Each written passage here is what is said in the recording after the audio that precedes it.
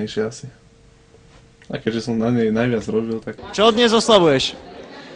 Viete čo, ja oslavujem prínos štúdiu v... Ten bol trošku nastratý, lebo ho nepustili pred hodinou. Ho nepustili.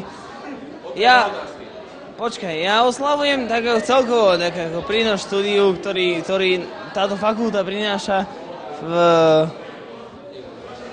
Bratislave. Toto je inak Bratislavská vysokoškola práva, fakulta ekonomie a podnikania.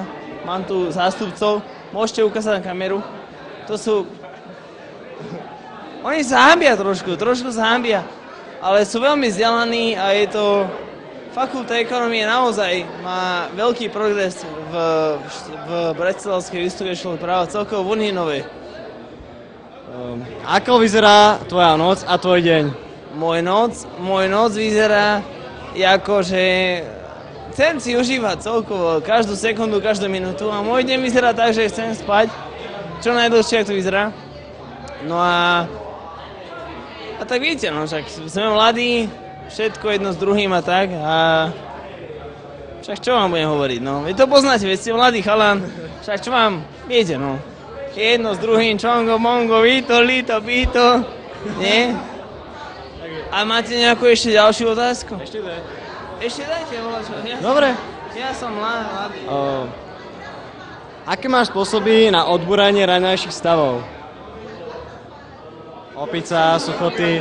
Nie. To vôbec, to nemám. Takéto nejaké odbúranie stavov, to... Ja o 8 mám školu, no a idem tam, však veď autobusom idem, veď vidím.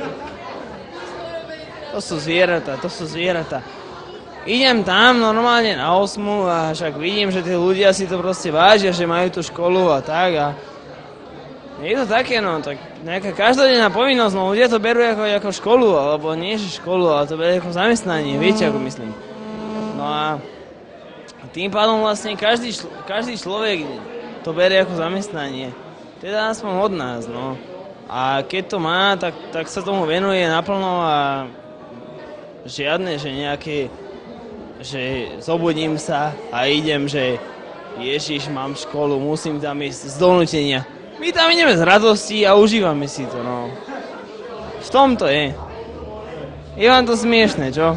Nič, v pohode. Nie, my to tak bereme, ale tak keď to tak neberete vy, tak je to v pohode, no. Nie.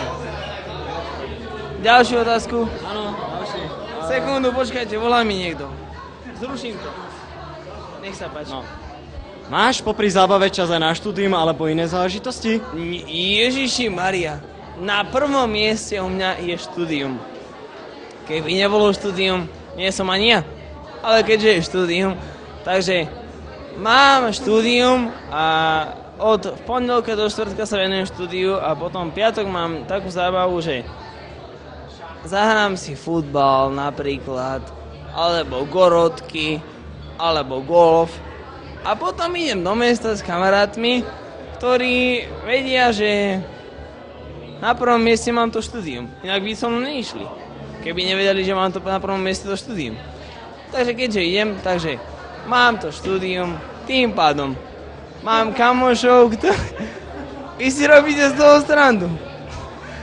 Pán moderátor, kamera na neho, on si robí z toho srandu. Ešte raz, hej.